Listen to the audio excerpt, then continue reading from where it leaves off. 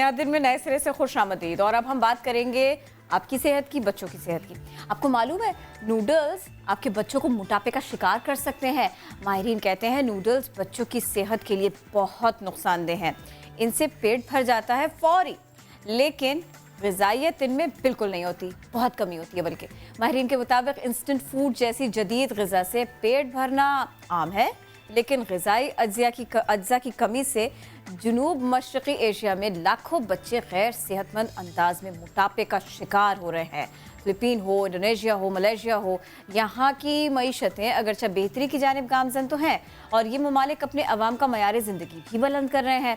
अलबत्ता इसके बावजूद भी बेशुमार मुलाजमत पेशा वालिदैन के पास चूँकि वक्त नहीं होता, आगाही नहीं होती, रकम कम होती है, वो अपने बच्चों के खाने पीने का बहुत ज़्यादा ख्याल नहीं रख पाते, नुकसानात से अपने बच्चों को बचा नहीं पाते और क्विक सॉल्यूशंस की तरफ जाते हैं। क्विक सॉल्यूशंस, जल्दी से नूडल्स बन जाते हैं। बहुत से बहुत ये हुआ कि आपने उनमें वेजिटेबल्स डाल दिए, बावजूद इसके नूडल्स हो या फिर प्रोसेस्ड मीट, प्रोसेस्ड फूड, ये सब कुछ बच्चों के लिए नुकसानदेह और ओबेसिटी का एक बहुत बड़ा एक वजह भी है। बिल्कुल, और हम समझने की ज़रा कोशिश करेंगे कि जब एक चीज़ हजम नहीं हो रही, जब ग़िज़ाई कमी है उसमें, तो फिर मोटापे का शिकार वो कैसे करती है, वजह किस तरीके से बनती है। किरण, आपने बात की फ़िलिपींस, इंडोनेशिया, मलेशिया, चलिए हम सिर्फ पाकिस्तान की बात कर लेते हैं। यहाँ पर भी हर घर में नूडल्स खाए जाते हैं, बच्चों से लेके बड़ों तक सब खाते हैं नूडल्स। हमें ज्वाइन किया है डॉक्टर आयशा अब्बास ने। डॉक्टर साहब बहुत शुक्रिया, आपके वक्त कैसी हैं आप? मैं बिल्कुल ठीक। आपको नूडल्स पसंद हैं? मुझे बहुत पसंद है। डॉक्टर होके पसंद है आपको, हम क्या करें फिर, एक आम बंदा क्या करे? मेरे बच्चे खा रहे होते हैं तो I can not stop my self. एक डॉक्टर अपने बच्चों को मना नहीं कर सकती तो हम कैसे मना करेंगे? देखिए, मैं कोशिश ये करती हूँ मना करने की, लेकिन ये है कि जैसे घर का राशन आता है या सौदा आता है तो उसमें नूडल्स भी आते हैं, ठीक है।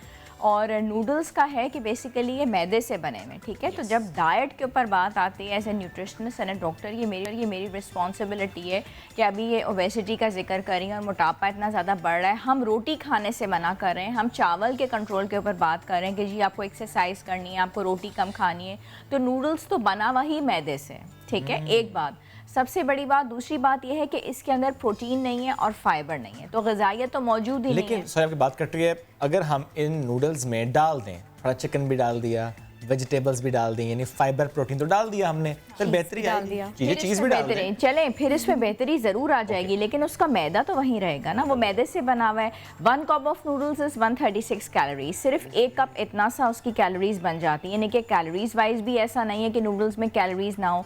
प्लस ये है कि ये हमारी बेहतरीन ग़िज़ा सेपल डाइट नहीं है, हमारी जो ग़िज़ा है वो रोटी और चावल ही है, वही दस्तरखान पे लगना है, वही टेबल पे लगना है जो हमने बच्चों को देना है कि जिसमें फाइबर होगा वो आपकी बेहतरीन खुराक है। अदरवाइज आपके प्लेट में सारे पोर्शंस होने चाहिए, लेकिन क्या उन पोर्शंस में थोड़ा सा मैदा होना चाहिए? उन पोर्शंस में मैदा होना चाहिए। उसकी वजह यह है कि जब अल्लाह ताला ने जितनी भी चीज़ें बनाई हैं उन सबकी कोई ना कोई अफादियत तो है ना। हम किसी भी चीज़ के ऊपर एक लेबल नहीं लगा सकते कि नो, ठीक है। जो भी चीज़ें हैं हमें लेनी है, अपने पोर्शन साइज को कंट्रोल करना है। नूडल्स की भी जहाँ तक बात आती है कि वो माएँ जब डाइट प्लान्स बनवाने के लिए हमारे पास आती हैं कि डॉक्टर आयशा मेरा बच्चा बिल्कुल भी सब्ज़ी नहीं खाता, तो उनको जो मैं बेस्ट आइडिया देती हूँ वो ये देती हूँ कि आप थोड़े से नूडल्स बना लें, उसमें सब्ज़ी की मकदार आप बढ़ा दीजिए और बच्चे को जो भी प्रोटीन पसंद है, प्रेफरेबली चिकन से ज़्यादा मटन है, ठीक है। मटन के अंदर कोई हार्मोन्स ही नहीं है, आप मटन के पीसेस श्रेड करके डालें, उससे क्या होगा कि बच्चे के अंदर प्रोटीन भी चला जाएगा, फाइबर। लेकिन ये जो पैकेट्स वाले नूडल्स मिल रहे हैं और अब बच्चे तो अब खुद ही किचन में जाते हैं और पैन निकालते हैं, सॉस पैन, पानी डाला और पैकेट डाल दिया, they are dangerous for health because उनका सॉल्ट कंटेंट ज्यादा है। अच्छा, मैं इसी पर आना चाह रहा था कि नूडल्स तो हैं, वो तो बने हैं प्योरली मैदे से, जो कि शायद हजम भी नहीं होगा जी। ऐसा हो गया कि तो तय हो गया वो जो आपने नूडल्स, अगर सिर्फ नूडल्स थे तो हजम नहीं हो रहे, पेट भर गया, सिर्फ हजम नहीं हुआ, लेकिन माएँ खुश हैं, चलो बच्चे ने खा लिया, पर वो गलत खुश हैं। उसके अंदर जो मसाला डाला जा रहा है, आपने खुद का सॉल्ट ज्यादा है उसमें, सॉल्ट के अलावा क्या है? हाँ, वो मसाले का तो पैकेट अलहदा है। याद रखिए हमेशा कि जो चीज़ भी प्रिजर्व्ड होती है, दुनिया में प्रिजर्वेशन के 2 तरीके होते हैं, या करो या चीनी से करो, ठीक है। दोनों ही खतरनाक है, दुनिया में कहीं पे भी आप ना नमक का फ़ायदा देखेंगे ना चीनी का, both are harmful for health and dangerous for health. तो नूडल्स के अंदर सॉल्ट की क्वांटिटी बहुत ज़्यादा है, जो उनको वजह क्या है? प्रिजर्व करने का प्रोसेस अभी मैंने बताया ना कि प्रिजर्व करने के लिए दो चीज़ें चाहिए, either it's going to be salt, either it's going to be sugar. उसमें सॉल्ट ज़्यादा है, तो लेटर ऑन जो रिसर्चेस प्रूव कर रही हैं कि यही बच्चे, इनमें ब्लड प्रेशर यानी कि हाइपरटेंशन, उसके बाद वेट गेन, क्योंकि सॉल्ट पानी की रिटेंशन करता है। एक सॉल्ट का मॉलिक्यूल अपने साथ पानी को अट्रैक्ट करता है, जितना सॉल्ट हो रहा है वो पानी को अट्रैक्ट कर रहा है, वाटर रिटेंशन हो रही है, वेट बढ़ रहा है, वेट बढ़ रहा है तो डायबिटीज़ हो रही है, सॉल्ट की वजह से ब्लड प्रेशर। तो आगे चल के यही बच्चे जो हमारे कल का मुस्तकबिल हैं, उनके अंदर डायबिटीज़ की परसेंटेज और ब्लड प्रेशर की परसेंटेज। और ये ऐसा क्या है इसमें मजा कि जो बार बार खाने को, रोजाना इसको खाने का दिल चाहता है? मजा तो बहुत है, लेकिन क्यों है? एडिक्शन क्यों है? ऐसा क्या है कि आप बार बार चाहते हैं कि नहीं मैं यही खा लूं? एक्चुअली रोटी, सालन, चावल, घर की दाल, सब्जी बच्चों के आगे रखो, बच्चे मुंह बनाते हैं। उनके आगे यही आप स्पेगेटीज रख दें, नूडल्स रख दें, पिज्ज़ा रख दें, बर्गर्स रख दें, एंड दे लव इट, क्योंकि ये जंक फूड में आता है। जो चीज़ भी जंक फूड में आती है, जो सेहत के लिए अच्छी नहीं होती, वो बच्चों को अट्रैक्ट करती है। मैं ये समझती हूँ, माँ होने के नाते मैं खुद बच्चों को डील कर रही हूँ, होती हूँ अपने। आप उनको नूडल्स से बिल्कुल मना ना करें, लेकिन उनको बिल्कुल नूडल्स पे भी ना डालें। एक्चुअली हम लोग भी अपनी जान छुड़ाते हैं। बिल्कुल ना बनाएं। हाँ, सादे ना बना, एक्चुअली हम भी अपनी जान छुड़ाते हैं। मैं भी एक वर्किंग मदर हूँ, जिस वक्त मैं बहुत काम में बिजी हूँ, या मीटिंग्स हैं या क्लिनिक्स हैं, तो उसमें फिर ये हो जाता है कि ठीक है, अगर बच्चे ने नूडल्स बना लिए और उसका पेट भर गया, तो आई ऑल्सो फील सेटिस्फाइड कि कुछ ना कुछ तो गया ना अंदर, लेकिन वो कुछ ना कुछ उसके लिए अच्छा नहीं है इन द लॉन्ग रन। आपने थोड़ा टाइम निकाल के उसको प्रॉपर नाश्ता, ब्रेकफास्ट, डबल रोटी अंडा, दोपहर में चपाती और चावल, या रात में चपाती और चावल, बीच में सैलड्स और फ्रूट्स, बीच में कहीं ना कहीं जब एक्सरसाइज करके आ गया तो नूडल्स हो गए। नूडल्स आपके मील को कवर नहीं कर सकता। हम क्या कर रहे हैं कि लंच की जगह पे बच्चा नूडल्स खा ले या डिनर की जगह पे नूडल्स खा ले, वो दैट्स वेरी वेरी डेंजरस। अच्छा, एक तो ये इंस्टेंट नूडल्स हो गए, लेकिन कुछ स्पैगेटी भी कहा, या फॉर दैट मैटर पास्ता, ज़ाहिर है बना तो वो भी मैदे से हुआ है, लेकिन शायद वो इंस्टेंट में नहीं है, क्योंकि ज़ाहिर है उसमें वक्त भी ज़्यादा लग रहा है, आप उसमें वेजिटेबल्स भी डाल रहे हैं, आप उसमें गोश्त भी डाल रहे हैं, थोड़ा ज़्यादा भी पका रहे हैं, 2 मिनट में तो पकता भी नहीं है, वो सॉस भी डाल रहे हैं उसमें, मेड बी वाइट सॉस और समथिंग, वो सही है, लेकिन मैदा तो उसमें है, बट क्या वो सही है? नहीं, सही कुछ भी नहीं होता। हर चीज़ की वैरायटी है। नूडल्स और स्पेगेटीज की भी मुख्तलिफ वैरायटीज़ आ रही हैं। अब उसमें एग वाले आ रहे हैं तो उसमें थोड़ा प्रोटीन डाल दिया उन्होंने। ओके, वो एग नूडल्स ठीक है, यानी कि राइस वाले तो उसमें प्रोटीन, इस तरह के राइस में, तो ये बहुत सारी वैरायटी के अंदर मिल रहे हैं, लेकिन जो पैकेट के अंदर इंस्टेंट वाला मिल रहा है वो कुछ भी नहीं है, उसकी न्यूट्रिशनल वैल्यू कुछ नहीं है। उससे बेहतर अगर आपको व्हीट वाला मिल रहा है तो वो आपको फाइबर देगा, तो कॉन्स्टिपेशन दूर होगी, आपका मूवमेंट, बाल मूवमेंट सिस्टम सही होगा। अच्छा, ये आपने बड़ा अच्छा पॉइंट इसमें, क्योंकि आपने खुद ऐड कर दिया, मैं पूछता वरना आपसे कि आजकल ये बड़ा मसला है बच्चों में कॉन्स्टिपेशन का, it's because of this. Yes, because इसके अंदर फाइबर नहीं होता ना, और वो पैकेट वाले को ही प्रेफर करते हैं। माँ के पास तो ऑलरेडी टाइम नहीं था, वरना वो सब्जी और कुछ और बच्चे को खिला देती, तो बच्चा क्या, या उसने किसी बड़े बच्चे या बहन भाई को दिया, पैकेट जल्दी से बना के ले आया, उसके अंदर ना प्रोटीन है ना फाइबर।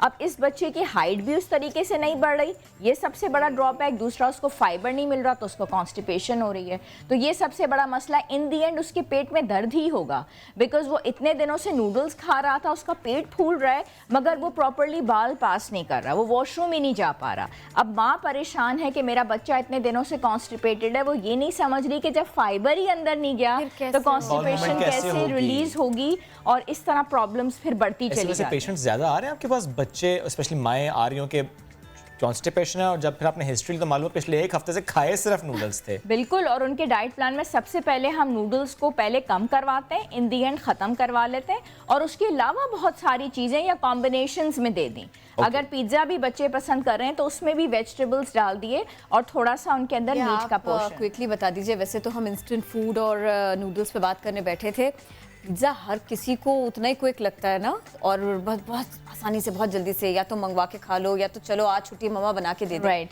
ये इसके भी कुछ नुकसानात हैं क्या? ये देखने में तो बड़ा भला लग रहा होता है, खाने में उससे भी ज्यादा। हाँ, इसके प्रॉब्लम्स भी हैं? नहीं, इसके भी प्रॉब्लम्स हैं। अगर आप उसको बिल्कुल ही वैसे खा रहे हैं जैसे कि वो कच्चा पक्का आपके सामने पेश कर दिया गया है, अगर आप उसको खुद घर में बना रही हैं और उसको प्रॉपर्ली आप बेक कर रही हैं तो वो प्रॉपर्ली कुक्ड है, उसके बाद वो साफ़ सुथरा आपने बनाया, जो भी आपने बटर या घी इस्तेमाल किया वो घर का था, वेजिटेबल्स भी घर की थी, गोश्त भी घर का था, तो आपने फाइबर भी डाल दिया और उसकी कॉन्स्टिपेशन भी दूर हो जाएगी और एक हेल्दी फूड में आ जाएगा, फिर वो जंक फूड में नहीं।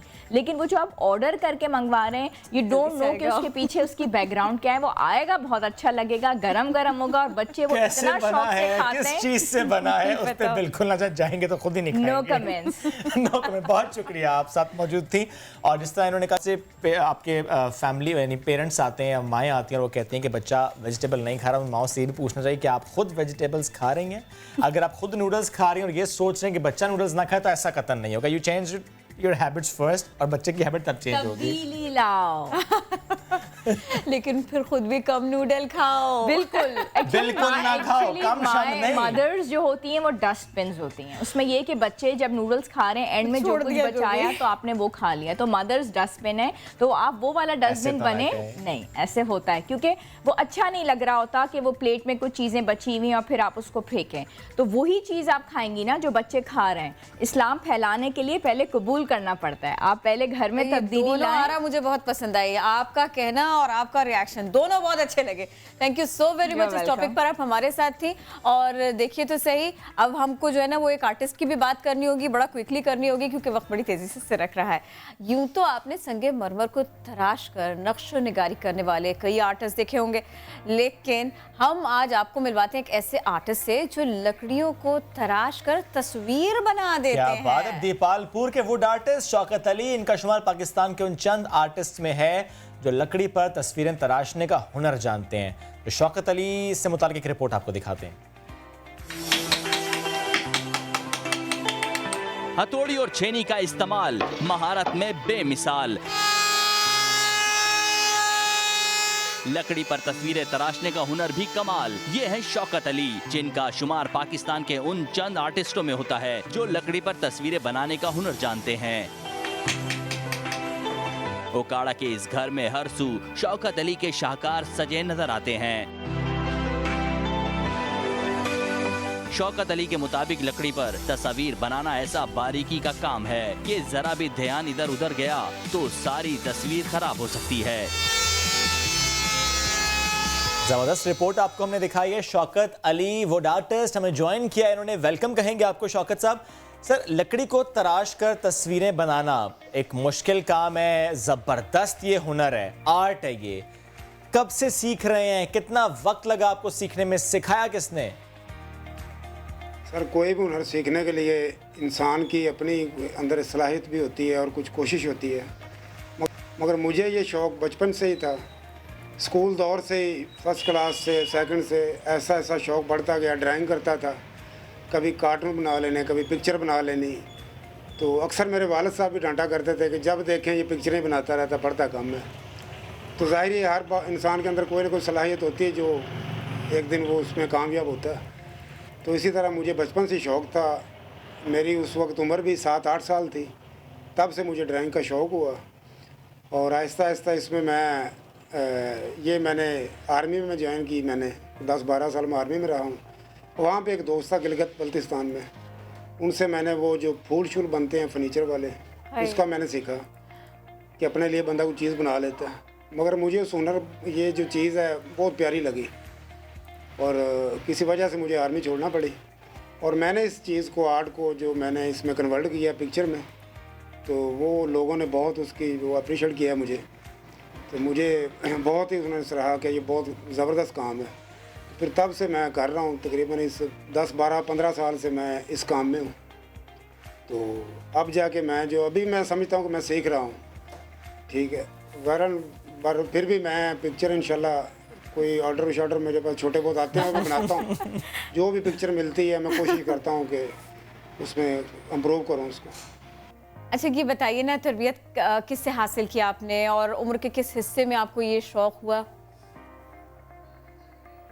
ये सही जो शौक़ मुझे हुआ है ये 6 साल पहले जब आर्मी छोड़ी है मैंने, तो उस वक्त मुझे जब कन्वर्ट किया इस काम को तो मुझे ज़्यादा अच्छा लगा। जब मैंने फ़र्स्ट पिक्चर बनाई एक, तो मुझे खुद भी बहुत अच्छा लगा कि मैं यही काम करता हूँ। तो बस उस दिन से मैं ये इसको मैंने लिया है, तो अब तक मैं वही काम कर रहा हूँ। सही। शौकत साहब ये बताएं कि अब तक कौन कौन सी शख्सियात की तस्वीर आप बना चुके हैं और क्या किसी नामवर शख्सियत उनको आपने उनका पोर्ट्रेट बनाकर पेश किया, ऐसा मौका मिला? जी सर, बिल्कुल। हमारे जो लोकल मियाँ मंजूर भुट्टो साबिक़ वज़ीर दिफ़ा हैं, उनकी मैंने बना के उनको पेश की है। और ये देख रहे हैं आप मलिक रियाज साहब और चौधरी सरवर साहब गवर्नर पंजाब हैं, इनकी मैंने बनाई हुई है। मुझे मौका नहीं मिल रहा कि मैं इनको खुद अपने हाथ से पेश करना चाहता हूँ। और मैं इंशाल्लाह इमरान खान साहब की बनाना चाहता हूँ पिक्चर, उनको भी मैं खुद पेश करना चाहता हूँ, मगर इतना मौका नहीं मिल रहा। अच्छा सर, किसी भी तस्वीर को बनाने में कम से कम कितना वक्त लगता है, एक बात, और दूसरा है कि कितना खर्चा आता है?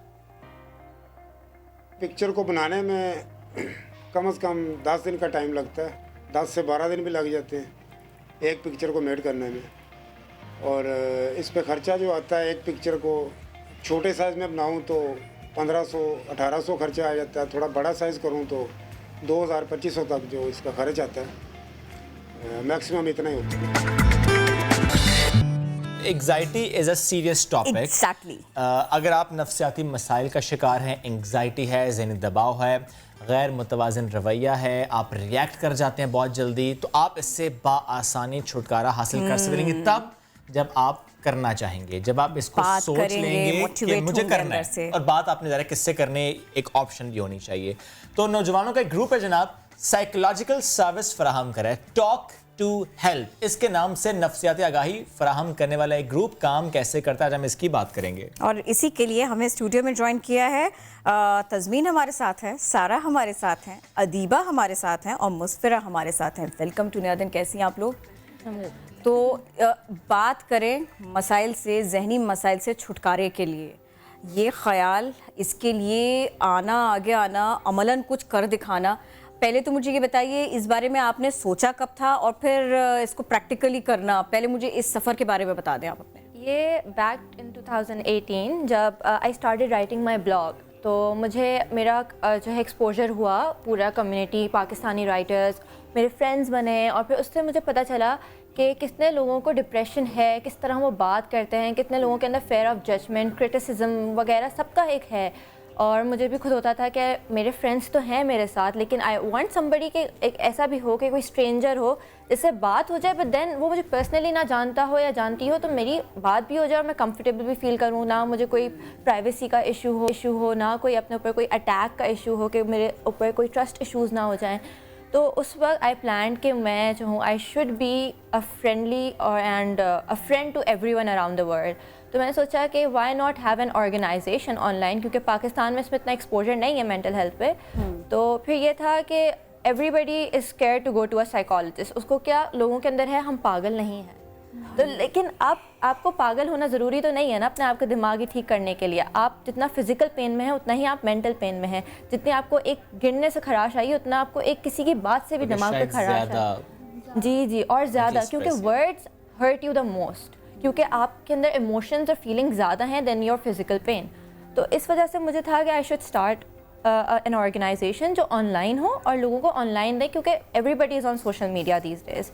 So I planned it with my co-founder Adiba, and we planned it together that we'll start an organization, Talk to Help. And इससे पहले कि ना हम इसके ऊपर ही, इस ऑर्गेनाइजेशन के ऊपर ही, और कौन कौन से मौजूआत हैं, किस तरह से लोग आपसे कांटेक्ट करते हैं और बात करते हैं, पहले मुझे ज़रा ना इसका जवाब दे दीजिए। ये नहीं हुआ कभी भी ऐसा कि किसी ने कहा हो कि अरे भाई ये तो आप तो खुद इतनी छोटी हैं, तो फिर आपके पास कैसे आए जी हेल्प लेने के लिए? every day आप कैसे हेल्प कर सकती हैं? नहीं, it's an everyday issue, but then it's like when I started my blog, तो उस वक्त मेरे पास लोग एज अ पर्सनल काउंसलिंग के लिए भी आते थे कि भाई your words affect us a lot and your poetry is nice and your write-ups are nice, can you write about us, and I used to listen to their stories, I used to write about them. So that, तो मेरे पास आते थे कि भाई हमें ये है, तो मेरे पास इस तरह भी आए, इनके पास भी इसी तरह लोग आए, and then we started an online Great. अच्छा, मैं चाह रहा हूँ सारा मुझे आप बताएं, बिकॉज आप काउंसलिंग प्रोवाइड करती हैं, आप काउंसलिंग टीम की मेंबर हैं। सबसे ज़्यादा with respect to Pakistan issues कौन से ज़्यादा हैं कि आपको लगता है ये सबसे टॉप पे ये इशू जिसकी वजह से लोग हमसे कांटेक्ट करते हैं and they need counselling on that particular subject? I think बहुत सारे इश्यूज़ हैं, सबके अलग अलग होते हैं, बट अब तक जो मुझे ऐसा लगता है जो मेन है वो ये है कि लोगों में फियर है जजमेंट का, कि जैसे बहुत बार लोगों को बातें करनी होती है, किसी से अपना प्रॉब्लम शेयर करना है, बट देयर लाइक कि लोग जज करेंगे। कभी हम अपने फ्रेंड से बात नहीं कर पाते कि हम बात करेंगे आगे फैल जाएगी, या कभी हम कंफर्टेबल नहीं होते किसी रिलेटिव से बात करने के लिए। तो बेसिकली इनिशिएटिव यही है और मोटिव हमारा यही है कि हम बात कर सकें और लाइक ताकि लोग फ्री हों। ऑल्सो कभी कभी लोगों को ऐसा भी होता है कि बहुत सारी चीज़ें उनको ओपनली करनी है बट ट्रस्ट नहीं है। तो ये मुझे लगता है कि नंबर 1 पॉइंट है जो लोगों को रिस्ट्रिक्ट भी करता है, रिलक्टेंट हो जाते हैं बट शेयर करना भी चाहते हैं। आपको क्या लगता है, एक सॉरी किरण आपकी आप कुछ पूछना चाह रही हैं? मैं चाह रही थी कि जो फियर होता है ना सबसे ज़्यादा, जो अनकंफर्टेबल हो रहे हैं, जजमेंटल होते हैं लोग, बाज़ लोगों के लिए ख़ास तौर पर इस तरह के आप तक लोग पहुंचते हैं, मुझे ना बिल्कुल पर्टिकुलर होकर के बताइएगा वो प्रेशर्स क्या होते हैं जिसको सबसे ज़्यादा आपको जिस पे लगता है कि मुझे इस पे ना काउंसलिंग करनी पड़ती है। जैसे कि हम लोग अमूमन बात करते हैं कि उसने कोई इसलिए जहनी दबाव का शिकार है कि जी शादी नहीं हो रही, या इसलिए ज़्यादा शिकार है कोई ना कोई जहनी उलझन का कि अब ये आए हैं मेहमान तो ये मुझसे ज़रूर पूछेंगे कि आजकल जो है ना तुम अभी भी ज़्यादा खा रहे हो, या अभी भी तुमने शुरू नहीं किया जिम जाना, अरे तुम्हें जाना चाहिए। कुछ इस तरह के मामला ज़्यादा रहते हैं। हाँ, इस तरीके के भी रहते हैं। जैसे कि अभी रिसेंट में ही कुछ लोग थे जो जिन्हें इस बात का था कि उनके दोस्त जो हैं अगर वो बात भी करना चाह रहे हैं तो उनके दोस्तों से इतना अच्छा सामने से रिस्पॉन्स नहीं है, या अगर थोड़ा टाइम एक टॉपिक पर डिस्कस कर लिया तो दोस्त ही परेशान हो जा रहे हैं।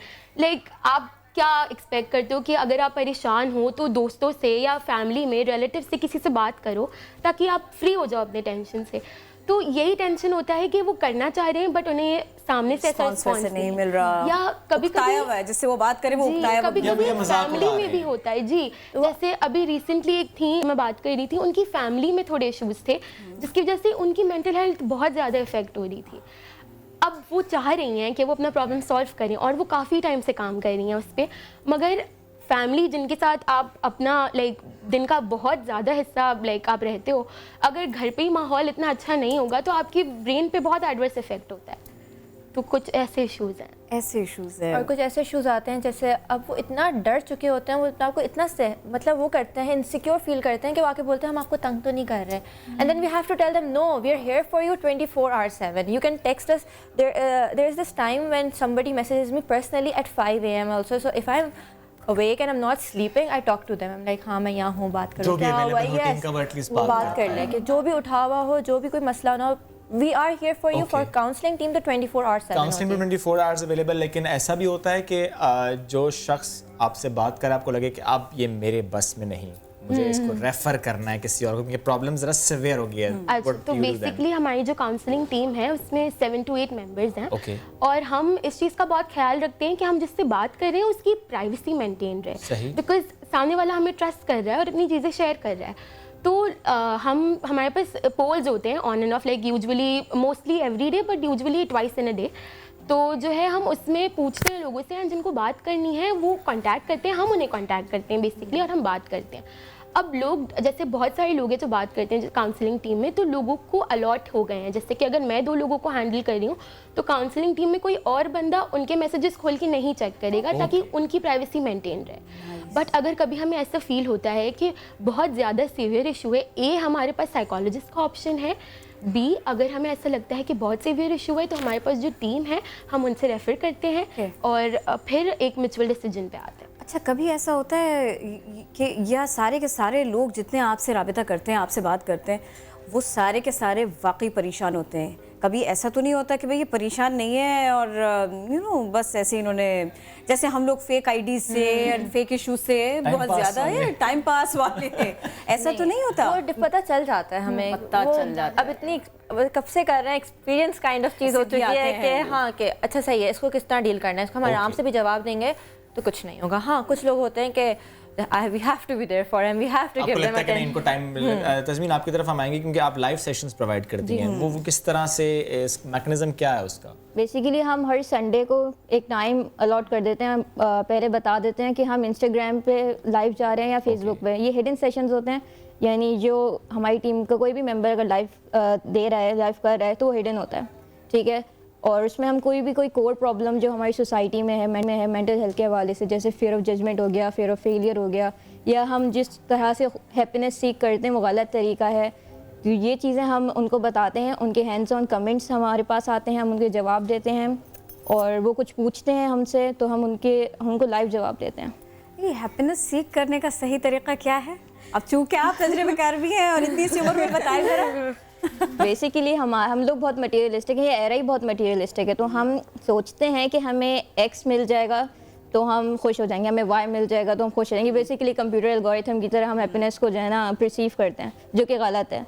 हमारे अंदर एक सेल्फ सेटिस्फेक्शन नहीं मिलती, तो उसके लिए हमें चाहिए कि लाइक जो हमारी डेली स्ट्रगल्स हैं हम उनसे भागते हैं। हमारी जो सोसाइटी है ना, उसका सबसे बड़ा इशू यही है कि हम स्ट्रगल्स को अवॉइड करते हैं, ब्लेम करते हैं दूसरों को और भागते हैं। एक्सेप्टेंस नहीं है, हम इमोशंस को एक्सेप्ट नहीं करते, और जब हम ये चीज़ें नहीं करते तो हमारे अंदर एक सेटिस्फेक्शन नहीं होती, तो हम खुश भी नहीं रह सकते। और यही स्ट्रेस, एंग्जाइटी, डिप्रेशन और तकलीफ की बुनियाद बनता है आगे जाकर। Exactly. यही प्रेशर्स होते हैं। आप लोग बहुत अच्छा काम कर रहे हैं, बहुत अच्छा लगा बात करके, और वाकई हमें सीखने को भी मिला। और किसी ने लास्टली अगर दीपा मुझे बताएं, किसी ने कांटेक्ट आपसे करना हो कि अच्छा हम भी आपके ग्रुप का हिस्सा बनना चाहते हैं, तो हफ्ते एक फॉर्म्स बनाए हुए हैं Okay. जिसमें वो फिल करते हैं और डिफरेंट क्वेश्चन है, उससे हम ना फिर देखते हैं कि उनके हिसाब से कि ये बंदा सीरियस है भी या ऐसी बस आके थोड़ी देर टाइम इससे पास करके खवातीन चला नहीं आ जाएगा। सकती हैं? नहीं।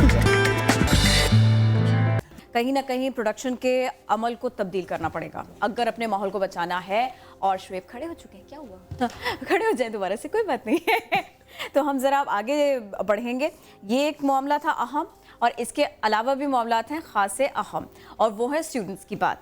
और स्टूडेंट्स की बात हो रही है तो ख़ास तौर पर अब प्रोग्राम के इस हिस्से में हम करेंगे स्कूल के स्टूडेंट्स की बात, क्योंकि वालिदैन का पूरा ध्यान होता है इस पर कि बच्चों को तालीम तो मिले, तरबियत तो मिले, लेकिन साथ के साथ जो उनके कुछ क्रिएटिव स्किल्स हैं वो भी निखर कर सामने आ सकें। तो ये आप जो उठक बैठक कर रहे हैं शुएब, आप बताएं ना इस सिलसिले में कुछ मुझे। मैं बिल्कुल बताता हूँ आपको, क्योंकि जिस तरह आपने भी कुछ ओपनर दिया कि हम देखते हैं कि कोई इदारा अगर बड़ा अच्छा काम कर रहा है तो हम कोशिश करते हैं कि उससे मुताबिक आप क्रिएटिव बताएं। स्किल्स के लिए तो एक इदारा जनाब इमेजिन, तालीम मुकम्मल होने से पहले ही बच्चों की तख्लीकी सलाहियतों को किस तरीके से वो इम्प्रूव करता है। और इस इदारे का मकसद है कि बच्चे यूनिवर्सिटी मुकम्मल करके नहीं बल्कि स्कूल में विद स्टडी अपने आइडियाज से बेहतरी ला सके इन सोसाइटी। इसीलिए बच्चों में सॉफ्ट स्किल्स, लोगों के सामने बात करना, इंटरपर्सनल स्किल्स, और जो दौड़ लगाती दुनिया है इसके साथ चलने में मदद, एग्जैक्टली कंपटीशन, जिद्दतें नए जमाने की। एग्जैक्टली। तो इमेजिन की सीईओ हुदा गरीब हमारे साथ मौजूद हैं, और इनके साथ साथ दो स्टूडेंट्स हमारे साथ मौजूद हैं, उनकी तरफ भी हम जाएंगे, लेकिन पहले हुदा आपकी तरफ आते हैं।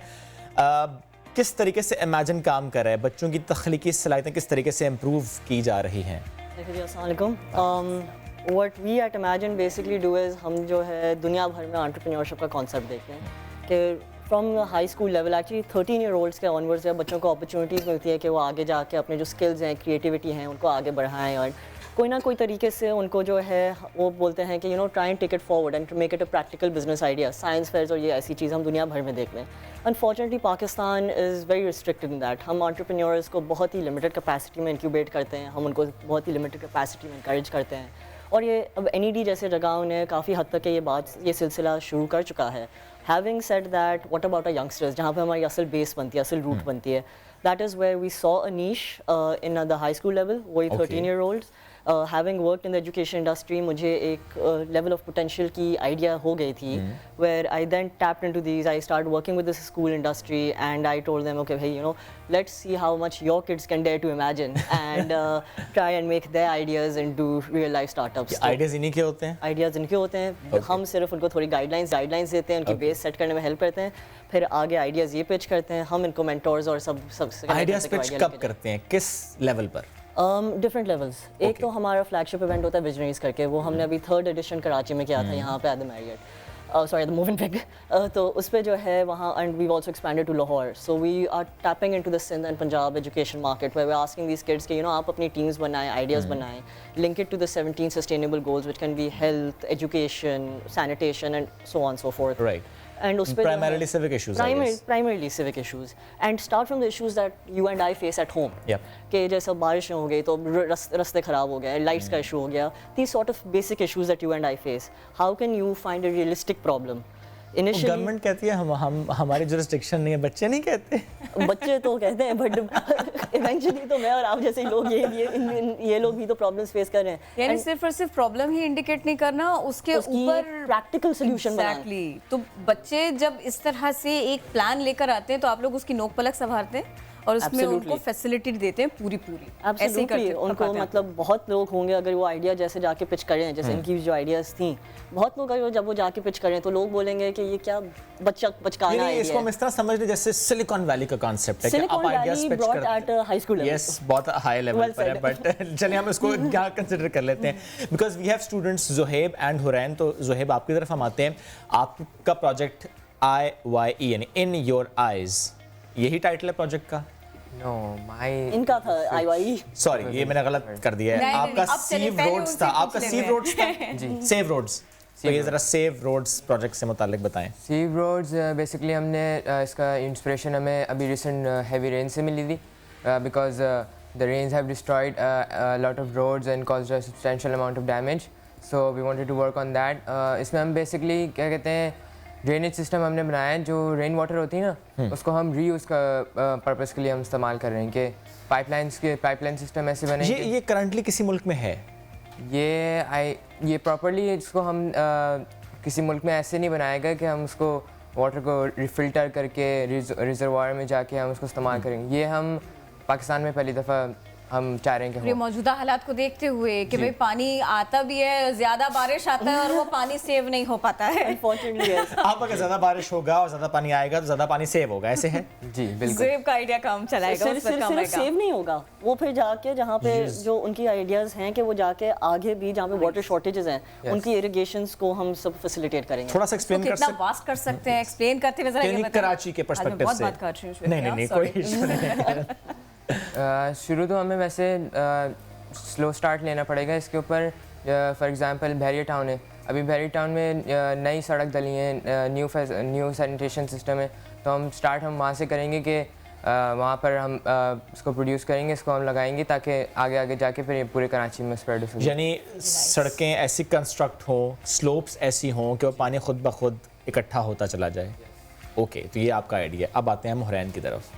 जो देख नहीं सकता वो देखे, ये इसके गिर्द घूम रहा है आपका आइडिया, प्लीज एक्सप्लेन करें। इस आइडिया में हम ब्लाइंड लोगों को नॉर्मली दिखाना जैसे हम लोग देख सकते हैं। कैसे मुमकिन होगा? हम दो चीज़ें यूज़ कर रहे हैं, एक कैमरा कॉन्टैक्ट लेंस, जैसे नॉर्मल लेंस होती है वैसे ही we are using a technological thing, it will have a camera. बहुत छोटा मुन्ना सा होगा, मिशन इम्पॉसिबल की तरह, कॉन्टैक्ट लेंस जैसा होगा। Okay, Impossible and James Bond to realize. So वो कॉन्टैक्ट लेंस जो होगा it will make videos and pictures. So वो नॉर्मल इंसान यूज़ कर सकते हैं, but we are using it for blind people. तो जब एक ब्लाइंड पर्सन उसको लगाएगा तो it will also have Bluetooth, तो वो ब्लूटूथ से जो पिक्चर्स बन रही हैं 1 पिक्चर पर सेकेंड, तो वो ब्रेन में उसको एक चिप लगी होगी, ऑसिपिटल लोब। ऑसिपिटल लोब जो है वो ब्रेन के बैक पार्ट पे होता है and it is only responsible for vision. Right. तो whatever we see it's only sent to the occipital lobe। ठीक है। So जब लेंस पिक्चर लेता है it sends it through Bluetooth to the brain in the chip। तो that's what a normal person does with their eyes। तो electrical signals के through जाता है, तो we are doing the same thing, बस lens से ब्लूटूथ के form में चिप में जा रहा है। It's amazing। जबरदस्त। और ब्रेन को कोई नुकसान तो नहीं हो रहा ना इस समय? नहीं। Okay, because neural implants chips brain में बहुत सी लग चुकी हैं, बहुत सी जगह लग चुकी हैं, एंड जैसे कलर ब्लाइंड लोगों के लिए लग चुके हैं ब्रेन में। अच्छा, ये बताइए कि ये इतना जो अमेजिंग किस्म का चिप है, जो अमेजिंग किस्म का ये फिल्मी बिल्कुल आप हकीकत की दुनिया में ले आए लेंस, इसका कुछ खर्चा भी सोचा आपने? जी ये थोड़ा बहुत इम्प्लीमेंट हो चुका है, but it will help with funding and all, because blind person को दिखाना, it's a very different, it's a new evolution in medical and technological. यानी अब ये होगा कि अंधा क्या चाहे, वो प्रोडक्ट जो आपने इन्वेंट किया, वो आइडिया जो आप लेकर आई, ये बन जाएगा आगे जाके। लेकिन ये आइडिया अभी किस स्टेज पर है? अभी it's developing, okay, but we have planned everything out and we are hoping to work on it more. मतलब कि क्या होता है, एक आइडिया इन्होंने पिच किया, उसे पॉलिश किया गया, तो उसकी इम्प्लीमेंटेशन का जो सफर है वो कैसे तय होता है फिर? That's where we work on collaborations. Okay. So we've worked on collaborations with the CEO of Tech Pakistan, Kamal Masroor से हमारी बातचीत है, फिर वकारुल इस्लाम साहब से, then we've got it on with the All Private School Association, जैसे फवाद चौधरी साहब से भी बात कर लें। फवाद चौधरी साहब से आप करने मिलकर मिलवाने, तो हम तो collaborations encourage करते हैं from parents, teachers, education, मतलब education industry in general, students, government sector, anybody, के बच्चों को ये encourage करके इनकी ideas को develop करना चाहें। पेरेंट्स की आपने बात की ना, उन पेरेंट्स को अंदाज़ा हो कि मेरे इस बच्चे में ये टैलेंट है या ये इस समत में सोच रहा है, तो ये तो मेरे ख्याल में सबसे प्रायर है। कहीं ऐसा तो नहीं होता कभी कि आपको बताना पड़ रहा है पेरेंट्स को कि भाई इनमें, आपके बेबी में, आपके बच्चे में ये टैलेंट है, इसका ये आइडिया है, ऐसा होता है कभी कभी? या अल्लाह सच बताऊं तो बहुत, जितना हमने जब इमेजिन हमने तकरीबन 3.5 साल पहले स्टार्ट किया था, and we started even pitching it off to schools, even some of the bigger schools in the Karachi में लोन, उसमें भी हमें काफ़ी जो है लाइक हेजिटेशन आता था कि भाई हमारी कन्वेंशनल एजुकेशन इतनी अच्छी खासी जा रही है, math, English, Urdu, history, so on, हम आगे क्यों उनको कोई बात पे रोकें, मतलब हम आगे क्यों इनकरेज करें, फोकस करें, एज लाएं, आखिरकार तो जाके कोई अच्छी कंपनी में जॉब ही करनी है।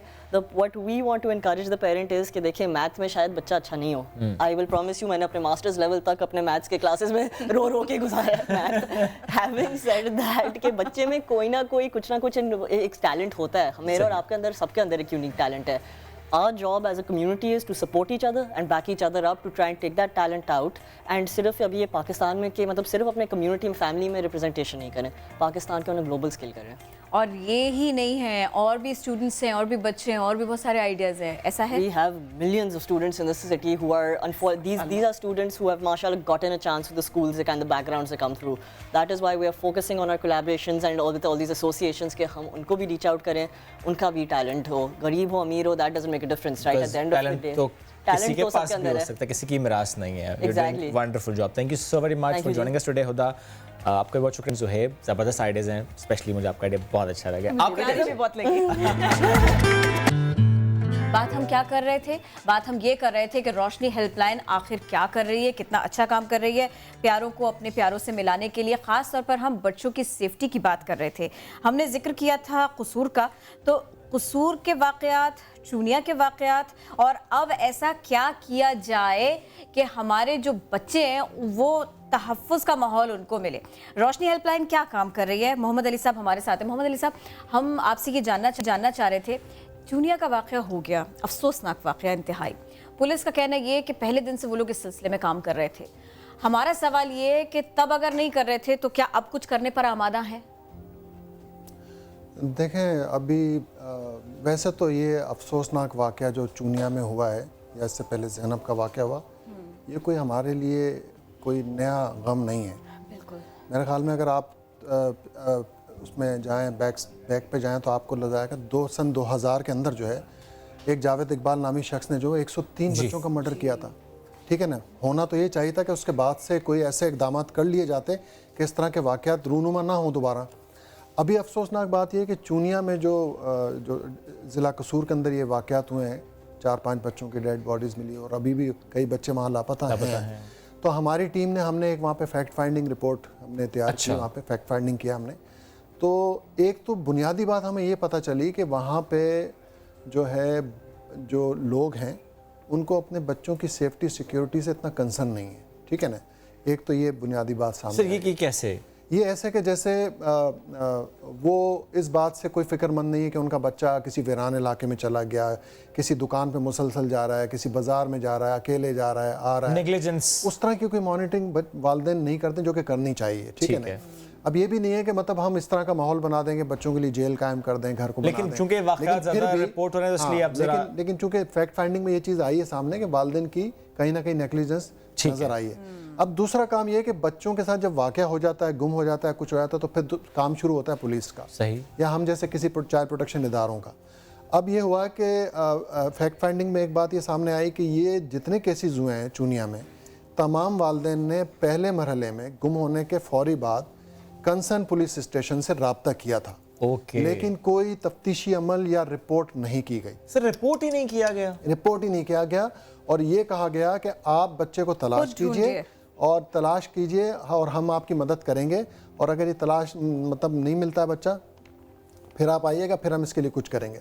उनको ये नहीं कहा गया कि ठीक है जी हम फौरी एफआईआर दर्ज करते हैं और एफआईआर दर्ज करने के बाद इसका तफ्तीशी अमल शुरू करते हैं, तो ये नहीं किया गया। सर ये क्यों है? पुलिस फौरन एफआईआर दर्ज क्यों नहीं करती? देखें, पुलिस एफआईआर इसलिए दर्ज नहीं करती है कि वो मिसिंग चिल्ड्रन इशू को कॉग्निजेबल ऑफेंस समझते ही नहीं है। ठीक है। जब भी कोई बच्चा गुम होता है, जब उनके वालिदैन थाने जाते हैं और इसी उम्मीद के साथ जाते हैं कि उनके बच्चे की तलाश के लिए पुलिस जो उनकी मदद करेगी, रिकवरी में मदद करेगी, उनको कोई गाइड करेगी, लेकिन अमूमन जो है वो एक टिपिकल आंसर जो होता है, टिपिकल तलाश करो, एक जवाब जो है वो दे दिया जाता है कि तो बच्चा कहीं मोहल्ले में तलाश करें, इर्द गिर्द में तलाश करें, नहीं मिलेगा फिर हम कुछ करेंगे। तो वही क्रूशल टाइम होता है जिसमें बच्चे को मार के फेंक दिया जाता है, जिसमें बच्चे के साथ कुछ भी कोई हीनियस क्राइम कमिट हो सकता है। इसमें भी यही हुआ कि हमने जब ये पता किया तो सारे वालिदैन से बात हुई हमारी, और हम पुलिस स्टेशन भी गए, हमने जो है वहाँ पे हाई अथॉरिटीज़ पुलिस ऑफिसर से भी सब बात की। लेकिन आप वाकया देखें, इसका पूरा ट्रेल आप देखेंगे तो आपको बड़ा वाज़ेह समझ आएगा कि गुमशुदगी कब हुई है, डेड बॉडी कब मिली है, इस दौरान रिपोर्टिंग कब हुई है। लेकिन जब आप एफआईआर देखेंगे तो एफआईआर में वहाँ पे मुझे बड़ा एक अजीब सी बात नज़र आई कि एफआईआर में लिख दिया जाता है जो डेट ऑफ इंसिडेंट है लिख दिया जाता है, और डेट ऑफ इंसिडेंट के साथ ही डेट ऑफ रिपोर्टिंग लिख दी जाती है कि ये तो अभी रिपोर्ट हुआ था उसी वक्त। अभी ओके, फिर इन्वेस्टिगेशन कहाँ शुरू हुई, कब शुरू हुई, फिर कौन पूछे? अमूमन होना ये चाहिए कि वकवे की डेट आप शो करें और एफआईआर की डेट अलग शो करें। बिल्कुल, ये तो क्लियर है ना बात। तो वो नहीं किया गया। और दूसरी बात ये कि पुलिस वालों को वहाँ पे जो रिपोर्टिंग डेस्क पे बैठे हुए हैं, हमने जब ये पूछा कि जनाब यहाँ पे जो बच्चों से मुतल्लिक वाक़यात होते हैं, बच्चों से मुतल्लिक कुछ जराइम हैं, तो जब वो आपके पास आते हैं तो आप क्या करते हैं? पहले तो हमने ये पूछा हर पुलिस स्टेशन में जाके ड्यूटी ऑफिसर से, ठीक है, कि आप हमें ये बताइए कि पाकिस्तान में बच्चे की कानूनी उम्र क्या है और कितना हम बच्चा किसको तस्लीम करते हैं। तो 19 पुलिस स्टेशन में से सिर्फ एक पुलिस स्टेशन में एक बंदे ने कहा कि बच्चे की उम्र बिलो 18 है, जो कि कानूनी है। बाकी 18 पुलिस स्टेशन में किसी ने 8 साल कहा, किसी ने 9 साल का, किसी ने 13 साल का। अब जिसको यही नहीं पता है कि पाकिस्तान में बच्चा कौन है, उसकी कानूनी उम्र क्या है, वो रिपोर्ट कैसे करेगा? उसकी हसासियत को कैसे वो महसूस कर सकता है? अब ये बताइए कि मौजूदा हुकूमत इस सिलसिले में कितनी सीरियस है और अमलन क्या कुछ किया जा रहा है? देखें, अभी हमारी वहाँ पे जो है वो चाइल्ड प्रोटेक्शन ब्यूरो जो है वहाँ पे तामीर हो रहा है। चाइल्ड प्रोटेक्शन यूनिट वहाँ पे मौजूद था हुकूमत पंजाब का, child protection and welfare bureau का। लेकिन अब जो है वो child protection and welfare bureau ख़ुद वहाँ पे पूरा उसका एक बिल्डिंग तामीर हो रही है, उस पर उनकी वो मंजूरी हो गई है। पहले यूनिट था। और सबसे अच्छी बात ये भी है कि जो अभी वहाँ पे child protection and welfare bureau की जो चेयरपर्सन है, जो फोकल पर्सन है चाइल्ड प्रोटेक्शन की, उन्होंने जो है वो ज़ैनब के वालिद को उसका फोकल पर्सन भी बनाया है child protection and welfare bureau में, कि वो अब गवर्नमेंट के साथ मिलके इस तरह के केसेस पे काम करेंगे। एक तो ये अच्छा भी इकदाम हो, दूसरा अच्छा इकदाम ये है कि चलें देर आए दुरुस्त आए, तो उन्होंने ये इकदाम तो किया और इसको सीरियस लिया। और अब उन्होंने ये भी कहा है कि जो रोशनी हेल्पलाइन का कैपेसिटी बिल्डिंग का काम है, ट्रेनिंग का जो काम है कम्युनिटी के लिए, पुलिस के लिए, सिंध में वो बहुत अच्छा मॉडल है आपका, वो बहुत अच्छा मॉडल है, उसके बहुत अच्छे नताइज हैं, तो वो आप यहाँ पे शुरू करें। तो अब हम उनके साथ जो है वो बाकायदा एक MOU कर रहे हैं, और ये इंशाल्लाह इसका जो पुलिस की कैपेसिटी बिल्डिंग और ट्रेनिंग का जो सिलसिला है वो चूनिया और डिस्ट्रिक्ट कसूर से स्टार्ट किया जाएगा। कितनी जल्दी स्टार्ट हो जाएगा ये, और कितनी जल्दी इसकी तकमील हो पाएगी? कुछ आइडिया अगर आप हमें दे सकें, बहुत अच्छा इक़दाम। इंशाल्लाह MOU तो हमारा नेक्स्ट वीक होने जा रहा है, और नेक्स्ट वीक होगा, और नवंबर के फर्स्ट वीक या सेकेंड वीक में पहली ट्रेनिंग जो है वो वहाँ पर रखी जा रही है पुलिस की। तो इंशाल्लाह अल्लाह बेहतर करेगा, कुछ तब्दीली ज़रूर नज़र आएगी। मतलब ये गवर्नमेंट जो है कंसर्न ज़रूर है बच्चों की प्रोटेक्शन से, तो ये इकदाम उठाए जा रहे हैं। जबकि हम साबिका भी गवर्नमेंट में हम गए थे पंजाब, लेकिन वहाँ पे इतना सीरियस नहीं लिया गया इस तरह के इश्यूज़ को। लेकिन जबकि ये हमारा MOU ये जो चीज़ें हैं, देखिए मैं कहता हूँ कि सियासत से बालतर होकर आप ये सोचें कहीं किसी सूबे में अच्छा काम हो रहा है तो आप उसको अडॉप्ट कर सकते हैं। बिल्कुल सही है, आप सियासत से अगर बालतर होंगे, लेकिन साबिका दौर में इस तरह से हुआ नहीं, वरना ये ट्रेनिंग और सबकी बहुत शुरू हो जाती है। लेकिन चलें अब भी हो रही है, बहुत अच्छी बात है, but everyone should be concerned, जो वो चाहे पुलिस ऑफिशियल्स हो चाहे पेरेंट्स हो। बहुत शुक्रिया सर, साथ आप मौजूद थे, इस अहम मामले पर हम गुफ्तगू कर रहे थे।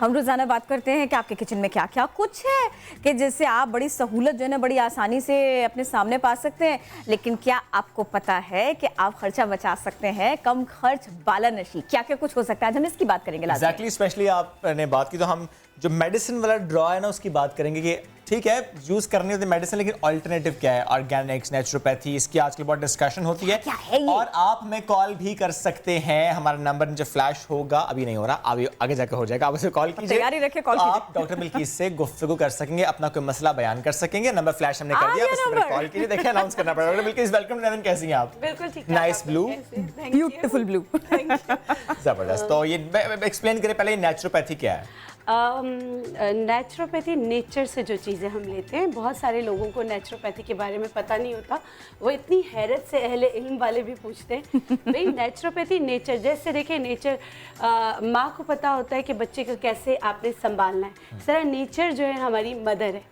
तो उससे हम जो चीज़ें लेते हैं, जो उससे चीज़ें बनाते हैं, उसको नेचुरोपैथी कहते हैं।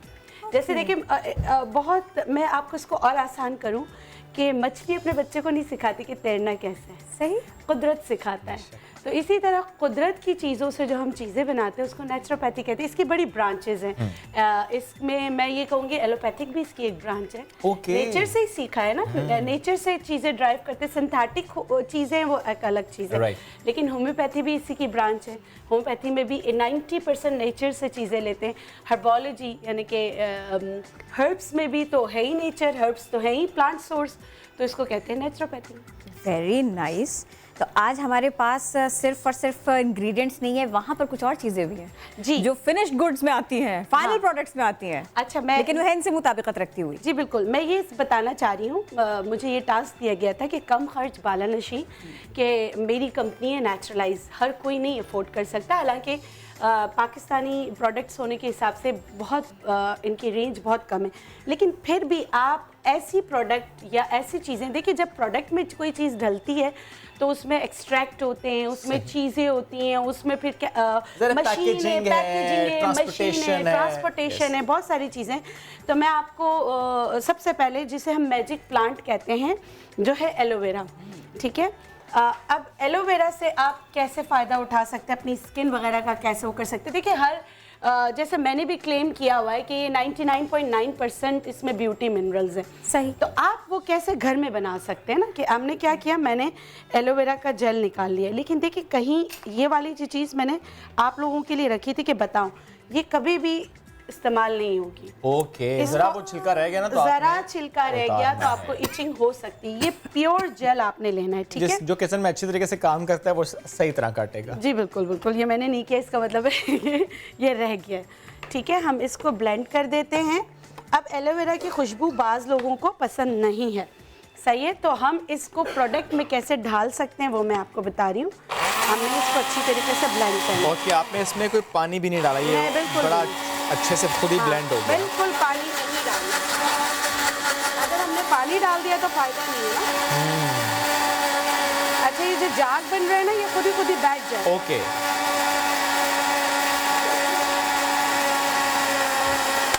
जबरदस्त, ठीक है। और ये अब इसको मतलब कि अब आप देखने में ये सिर्फ अच्छा डॉक्टर बिल्किस ये तो आप कर रही हैं, लेकिन कोयटा से एक कॉलर है हमारे साथ।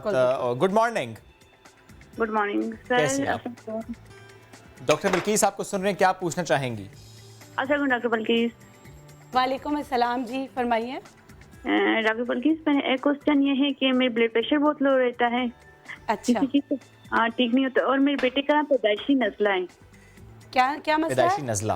अच्छा ठीक है ठीक है जी, आपको रिस्पांस करते हैं अभी। अच्छा देखिए, आपने क्या करना है, अपने बेटे के लिए पिंक सॉल्ट माश की दाल के बराबर दिन में 2 बार दीजिएगा, और चावल, टोमेटो केचप, ठंडा पानी, इनको अवॉइड कराइएगा, हल्दी वाला दूध पिलाइएगा, दूध भी आपने वैसे नहीं देना है। और आपका बीपी लो रहता है तो हमारी किचन में एक बहुत अच्छी चीज़ होती है, जैसे नेचुरोपैथी में एक बहुत अच्छी चीज़ है, वो है लौंग। लौंग आप 2 लौंग चबा लें, आपका बीपी जिनका बहुत लो रहता है उनको बहुत फर्क होता है। एक और कॉलर ताहिरा गुजरावाला से। डॉक्टर बिल्किस आपकी बात सुन रही हैं ताहिरा, आप सवाल कीजिए। जी अस्सलाम वालेकुम। वालेकुम अस्सलाम। जी डॉक्टर साहब, मेरे मिर्जे का मसला है। मुझे तकरीबन कोई 15 साल से मिर्जे की जलन थी पहले ना, खट्टे डकारे आनी, जलन, खाना खा लेना, ऊपर को जैसे गैस उठना, बहुत ज्यादा तकलीफ दे। तो अब तो मेरा पेट भी फूल जाता खाने के बाद, और मेरे ना बहुत मुश्किल से खाना हजम करती हूँ। मसलन जैसे कैप्सूल वगैरह खा लिया, ओमेगा, नोरान, ये वो ऐसी चीजें खाना खा के तो मैं खाना हजम करती हूँ। अच्छा ठीक है।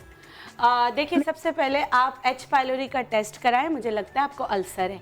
ठीक है, इसका मैं आपको बता देती हूँ। रेवन चीनी, इसबगोल की भूसी, हम वज़न पीस कर पाउडर बना के रख लें। 1 चम्मच खानों से पहले आपने आधे कप पानी में डालना है और ये पी लेना है, इससे आपको फ़र्क पड़ेगा। लेकिन हेलिकोबैक्टर पाइलोरी का टेस्ट आप लाजमी कराएं, क्योंकि मुझे अल्सर जो आप ठीक है, पर टेस्ट कराएं उसके बाद मेडिकेशन की। एक और कॉलर है मोना फ्रॉम कराची। लगता है आज आप काम नहीं कर सकती, कॉल्स बहुत ज़्यादा आ रही है। मोना प्लीज़, आपको सुन डॉक्टर बिल्किस।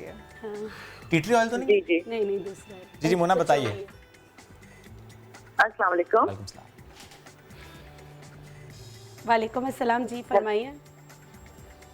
मोना बात कर रही हूँ डॉक्टर बिल्किस। एक तो मैं समा की बहुत शुक्रगुजार हूँ कि उनकी वजह से लाइव मेरी आपसे बात हो रही है। थैंक यू समा चैनल, बहुत बहुत शुक्रिया आपका। वरना डॉक्टर बिल्किस का मिलना बहुत मुश्किल होता है। चलिए डॉक्टर साहबा, मैं बिल्कुल I will be short and precise. मुझे बहुत जरूरी आपसे ये पूछना है कि मेरी वालदा हैं एंड शी 70+, राइट? तो उनके सर में ना दाने हो जाते हैं डॉक्टर साहबा, छोटे छोटे से। मैंने अभी टीवी का वॉल्यूम बंद किया हुआ है, तो आप मुझे मैं कॉल रख दूं, फिर आप मुझे इसका सोल्यूशन बताइएगा।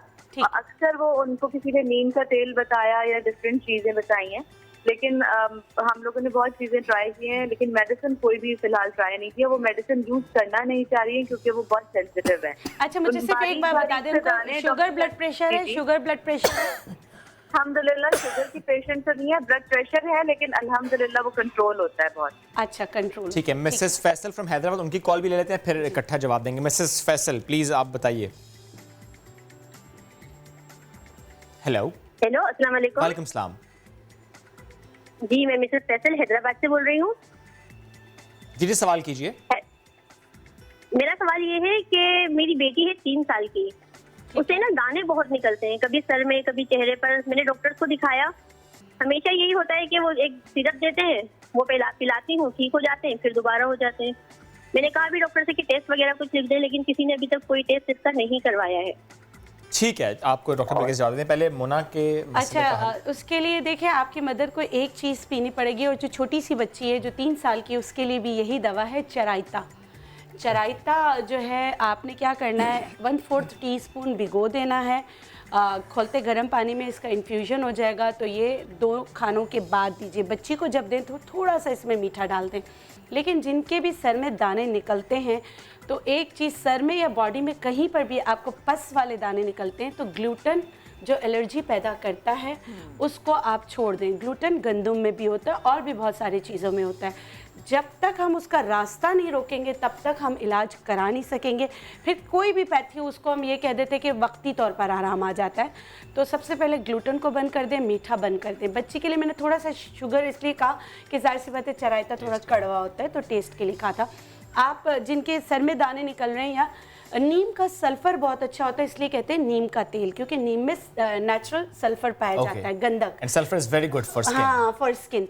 तो आपने क्या करना है, आपने नीम के ताज़े पत्ते लेके उसको सिलबट्टे पे पीस लेना है, उसका जूस निचोड़ लेना है। उसको जो है ना, आप माश की दाल का थोड़ा सा पाउडर मिक्स करके लगा ले। माश की दाल का काम है कि पोर्स को ओपन करेगा और नीम जज्ब हो जाएगा, और नीम का जो एक्सट्रैक्ट है, और उससे क्या होगा कि दाने आधे से 1 घंटे के लिए रखें, उसके बाद सर धो लें। देखिए आप आहिस्ता आहिस्ता दाने जो खत्म हो जाए। वरना आपने अभी करना है और आपने फिर मैं फीडबैक भी देना है। और अपनी छोटू के लिए भी, जो अभी अगली कॉलर थी, आप भी ये कर सकती हैं। और ये जो स्किन के लिए स्किन पर सल्फर का जो इफेक्ट है, इसके ऊपर मजीद जानने के लिए आप प्रोफेसर की प्रोफाइल भी चेक कर सकते हैं। हफीज साहब की, क्रिकेटर हमारे आजकल क्या कर रहे हैं। अच्छा चले वापस आते हैं ना, ये कम खर्च बालानशी, अगर तो सनब्लॉक या एलोवेरा जो आपके इतने अच्छे से प्रोडक्ट्स हैं, मैं घर पे बनाना चाहूँ तो हम पहले ना इसकी बात कर रहे थे, मुझे ये बताएं ना। जैसे मैंने कहा कि एलोवेरा के जेल को आपने प्योर जेल को पीस लेना है। पीसने के बाद, क्योंकि जाहिर सी बात है इसमें इन्फ्यूजन होता है, इसका एक्सट्रैक्ट निकालने के लिए हमने इसको हल्का सा गर्म करना होता है। तो आप डबल बर्नर में इसको थोड़ा सा हल्का सा आप गर्म करेंगे। डबल बर्नर जैसे जो केक बनाते हैं उनको पता होगा ना, तो सही। फिर हम क्या, इसको ढक दें। ढक के जो ऊपर से पानी हासिल होता है ना, आप वो जमा करना शुरू करें। ओके। वो आपकी स्किन के लिए बेस्टेस्ट होता है, लेकिन हर कोई ये नहीं कर सकता। तो आपने आम ये करना है कि एलोवेरा का जेल निकाला, उसमें जो एसेंशियल ऑयल आपको पसंद है ताकि खुशबू अच्छी है। तो जो आपकी स्किन के लिए अच्छा है, जैसे मिसाल के तौर पे आपने टी ट्री की बात की, तो टी ट्री ऑयल अगर किसी को एक्नी प्रोन स्किन है तो आप टी ट्री ऑयल डाल दें, किसी की ड्राई स्किन है तो जेरेनियम डाल दें, तो आपके घर में बहुत अच्छी प्रोडक्ट तैयार हो जाएगी। और मानती हूँ मैं कि एसेंशियल ऑयल्स एक्सपेंसिव होते हैं, मगर आपको जब इस्तेमाल करना होता है तो बहुत कम ड्रॉप्स यूज़ करना होता है। तो आपकी एक 10 ml की बॉटल आपको पूरा साल भी चला सकते हैं। तो मेरे ख्याल में वो फिर एक्सपेंसिव नहीं रहेगा। तो अब सनब्लॉक की तरफ आ जाएं। जी अच्छा, सनब्लॉक कोई भी बनाए तो अब मैं आपको बताती हूँ। अब इसी को हम सनब्लॉक घर में कैसे बना सकते हैं। जो आपका टेल्कम पाउडर है, जो आपको इस्तेमाल आप करते हैं, वो आप इसमें डाल दें, आपका सनब्लॉक बन जाएगा। जी इसी के अंदर। So quick? बहुत ज़्यादा आसान है। मैं किचन से हमें ना ले गए ड्रेसिंग टेबल की तरफ। जी मैं आपको बता रही हूँ। हाँ बिल्कुल, नेचुरोपैथी इसी को तो कहते हैं। वाह वाह। अब जिनको समझ नहीं है तो शायद समझ बहुत अलग बात है, जिसके घर बच्चे वहाँ पे ड्रेसिंग टेबल की चीजें भी किचन में पाई जाती है और किचन की चीजें बेडरूम में पाई जाती हैं। और कुछ की तो बाथरूम में पाई जाती हैं। अच्छा आप समझ लीजिए, ये आपका वो वाला जो टेल्कम पाउडर जो आप इस्तेमाल करते हैं वो है, ये एलोवेरा जेल आपका, ये टेल्कम पाउडर मिसाल दे रही हूँ, ये वैसे तो ड्राई मिल्क है। ये मिक्स कर लिया आपने। ऑयल नहीं डालेंगे? नहीं, कोई ऑयल नहीं, कोई ऑयल नहीं। अच्छा मुसलसल पूछना चाह रही हूँ, बहुत अच्छी खुशबू है। हाँ वो पचोली ऑयल था ना, उसकी खुशबू अच्छी। ये देखिए, ये आपका क्रीमी शक्ल में बन गया आपका सनब्लॉक। ग्रेट। आपने क्या किया, वही जैसे नाम है कम खर्च बालानशी, आपने एलोवेरा जेल लिया, उसमें आपने टेल्कम पाउडर मिलाया। लेकिन ये चीज़ें होती हैं वंस यूज़ के लिए, जितना आपको चाहिए उतना आप इस्तेमाल करें, आपको बार बार बनाना पड़ेगा।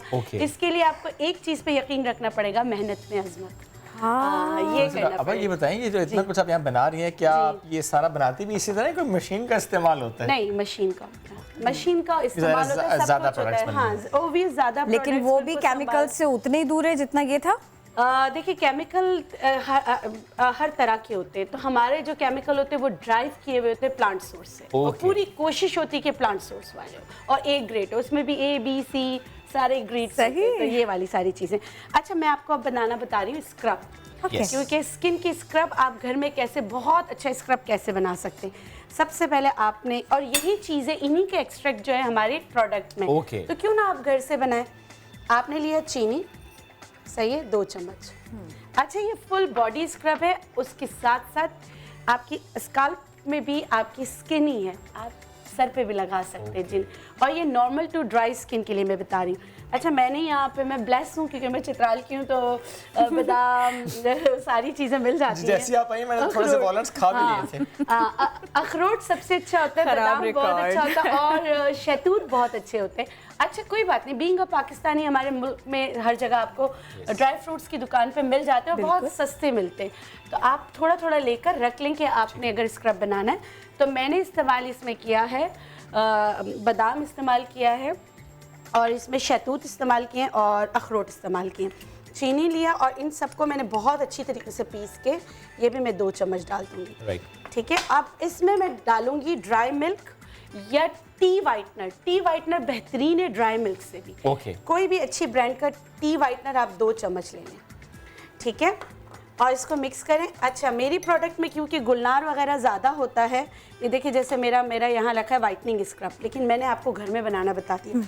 और अगर आप गुलनार डालना चाहें तो डाल दें, नहीं तो गुलाब की पत्तियाँ डाल दें, मगर दोनों जो हैं ड्राई होनी चाहिए क्योंकि आप स्क्रब बना रहे हैं। ठीक है, ये आपने डाल दिया, उसके बाद आपने क्या करना है, आपने इसको मिक्स कर लेना है। अब ये तो बहुत ज़्यादा बन गया, आपको इतना नहीं चाहिए होगा, तो जितना आपको चाहिए आपने वो लिया और आपने इसमें पानी मिलाया। और आप देखें इसका ये इतना ज़बरदस्त स्क्रब बनता है, आप बच्चों को भी लगा सकते हैं। ठीक है, आप बच्चों को भी लगा सकते हैं। और इसकी खुशबू बहुत अच्छी लग रही है। हाँ, गुलनार की वजह से, गुलनार और ये सारी चीज़ें सबकी वजह से खुशबू बड़ी अच्छी आ जाती है। ये स्क्रब आप यकीन करें, इससे क्या होगा, इससे आपकी डेड स्किन तो उतरेगी लेकिन आपकी स्किन को हार्म नहीं होगा। ओके, हार्म नहीं होगा। क्यों नहीं होगा? क्योंकि ये सारी आपने देखा नेचुरल इंग्रेडिएंट्स है जो स्किन फ्रेंडली है। सांप भी मर जाएगा और लाठी भी ना टूटे। हाँ ठीक है, ये है। तो ये छोटी छोटी चीज़ें फेशियल स्क्रब सांप, डेड स्किन को सांप बना दिया। अच्छा, सांप की बात नहीं करते, वरना वाइल्ड लाइफ वाले वो कर लेंगे, वरना वो सांप में रखा ही नहीं है। हाँ ठीक है, नहीं आस्तीन में है। कोई नहीं निकला अल्हम्दुलिल्लाह। अच्छा, एक और चीज़ है स्क्रब बनाने के लिए, आपकी स्किन के लिए, और कुछ ऐसे होते हैं ना हिडन चीज़ें होती हैं, तो मैं आप लोग को बता रही हूँ। वो हिडन चीज़ क्या है, वो है लूसन, अल्फा अल्फा। अल्फा अल्फा वो आपकी जो स्किन होती है ना उसको रिपेयर करने में आपकी बहुत ज़्यादा मदद करती है। देखिए, अल्फा अल्फा टॉनिक हम पीते हैं ताकत के लिए। अच्छा, हम हॉर्स पावर के लिए घोड़ों की और अपने बकरियों को सबको अल्फा अल्फा देते हैं, लेकिन अल्फा अल्फा के बीज आपकी स्किन के लिए बहुत अच्छे होते हैं। मैंने यहाँ पीस के रखा है। अगर अल्फा अल्फा के बीज आपको मिल जाते हैं, अगेन क्योंकि बीइंग अ पाकिस्तानी हम वी आर ब्लेस्ड कि हमारे पास ये चीज़ें होती हैं, तो मैं आपको बता देती हूँ अल्फा अल्फा के इसका अगर मैं थोड़ा सा करके भी बताऊँ ना, इसमें सिर्फ आपने दूध मिलाना है। ये आप लोगों ने बहुत बड़ी बड़ी कंपनीज के नाम सुने होंगे जो बहुत अच्छे अच्छे साबुन बनाते हैं, बहुत सारी चीज़ें बनाते हैं। बहुत ही कि भूसी के जैसा कुछ जी, इसमें लेस आएगा। ओके। और वही लेस जो है वो आपकी स्क्रबिंग करेगा और आपकी बॉडी को रिपेयर करेगा, आपकी डेड स्किन को उतारेगा और आपकी स्किन को रिपेयर करेगा। ये उनके लिए बहुत अच्छा है जो जिनकी एजिंग स्किन है। एजिंग स्किन के लिए अल्फा अल्फा के बीज बहुत अच्छे। अगर अल्फा अल्फा नहीं मिलता तो लूसन के फ्लावर्स मिल जाते हैं ना, जैसे आप जाएं तो फूलों पे आया हुआ होता है, तो वो भी आप ले सकते हैं, लेकिन ये बीज भी आराम से मिल जाएगा। अब इसके स्क्रब का देखें आप, तो शायद आपको वो कंपनी जो बाहर की है वो याद आ जाए, उसकी बहुत महंगी महंगी चीज़ें याद आ जाए, नाम मैं नहीं ले सकती। आ रहा है माइंड में, बता दीजिएगा। हाँ, वो बताए बगैर बिल्कुल नहीं जाइएगा मुझे। चुप्पे से बता दीजिएगा। अच्छा, ये देखिए बन गया। अब मैं इसको लगा के आपको बताती हूँ कि इसको लगाने के बाद मैं 2 मिनट दूंगी और मैं अपने स्किन को साफ़ कर दूंगी, तो आपको लगेगा कि कितनी स्किन साफ़ हो गई है। देखिए, अगर मुझे टिश्यू मिल जाता ना तो मैं साफ़ करके बता देती। टिश्यू पेपर, सॉरी, कोई बात नहीं, जब तक लेकर आएंगे तब तक प्रोग्राम ख़त्म हो चुका होगा।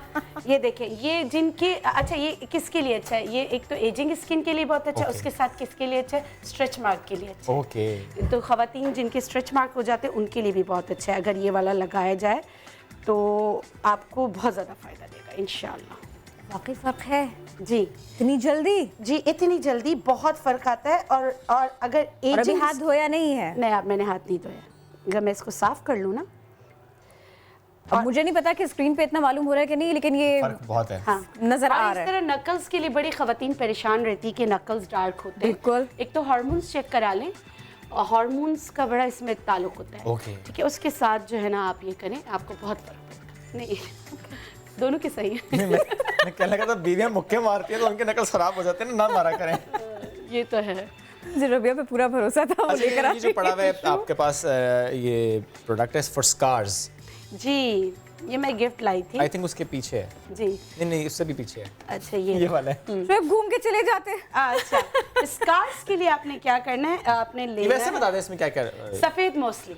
ओके। सफ़ेद मौसली आपने लेना है, फ्लैक्स सीड आपने लेना है, बादाम अखरोट वगैरह लेना है। सफ़ेद मौसली क्या करेगा, आपकी सर्कुलेशन ऑफ ब्लड को बहुत तेज़ करेगा, आपकी पोर्स को मिनिमाइज करेगा और आपकी स्कारिंग को अच्छा खत्म करने में आपकी मदद करेगा। ग्रेट। एक और कॉलर है हुमैरा फ्रॉम फैसलाबाद। हुमैरा, डॉक्टर बिल्किस सुन रही हैं आपको। अस्सलाम वालेकुम। जी, वालेकुम अस्सलाम।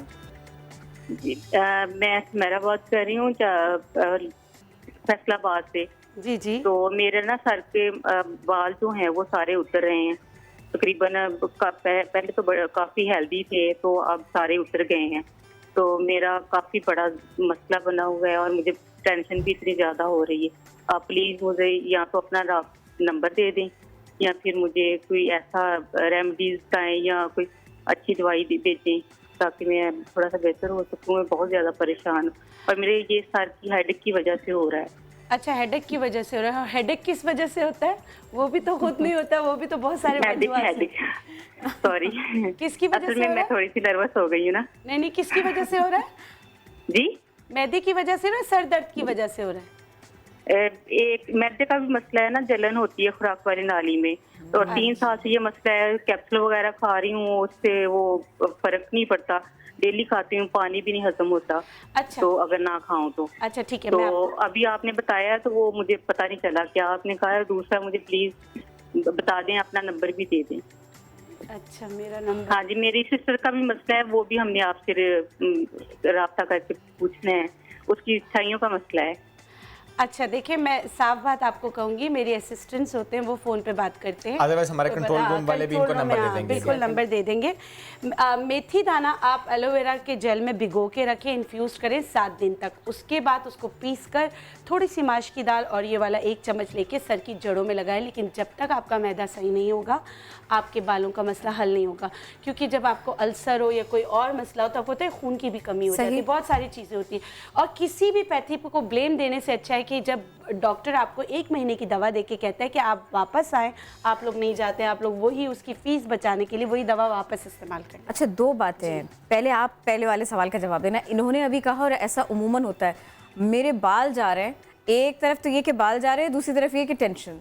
इसकी वजह से ऐसा लगता है कि ना वो टेंशन लेने की वजह से और जी बिल्कुल ये वाला इम्पैक्ट भी आता है। हमें रूट कॉज मालूम करना चाहिए कि बाल जा क्यों रहे। टेंशन लेके मजीद बाल गंवाने से बेहतर है। बिल्कुल बिल्कुल। और टेंशन से भी बाल जाते हैं, कोलेस्ट्रॉल की ज्यादती से जाते हैं, खून की कमी से जाते हैं, सर्वाइकल का कोई रीजन में कोई मसला आ जाए उससे जाते हैं, सर्कुलेशन ऑफ ब्लड नहीं हो रहा तो जाते हैं। इतने सारे रीजन है, हमें मालूम होना चाहिए कि कहाँ बाल आपके जा क्यों रहे। अच्छा, एक ये हो गया। दूसरा ये हुआ, बड़ा क्विकली बता दीजिएगा। ये तीसरा कॉल था जो मैदे से मुताल्लिक था, और आज हमने ये खबर की थी कि मैदे के अमराज की जो दवाएं है ना, वो कैंसर का बायस बन रही है। तो अब जरा कोई हमें कोई अच्छा सा टिप इसके लिए दे दीजिए। अच्छा, मैदे एसिडिटी कम करने के लिए। हाँ बिल्कुल। सफ़ेद ज़ीरा और पहाड़ी पुदीना। सफ़ेद ज़ीरा, पहाड़ी पुदीना, इसको पीस कर पाउडर बनाकर आप रख लें। जब आप इस्तेमाल करें तो खाने का सोडा जो है वो 1 पिंच इसमें मिलाकर पानी में डाल के इस्तेमाल कीजिए। ये इस वजह से हो रहा है कि हम बहुत ज़्यादा प्रिजर्वेटिव्स वाले खाने खा रहे हैं, हमारे ग़िज़ाएँ सही नहीं।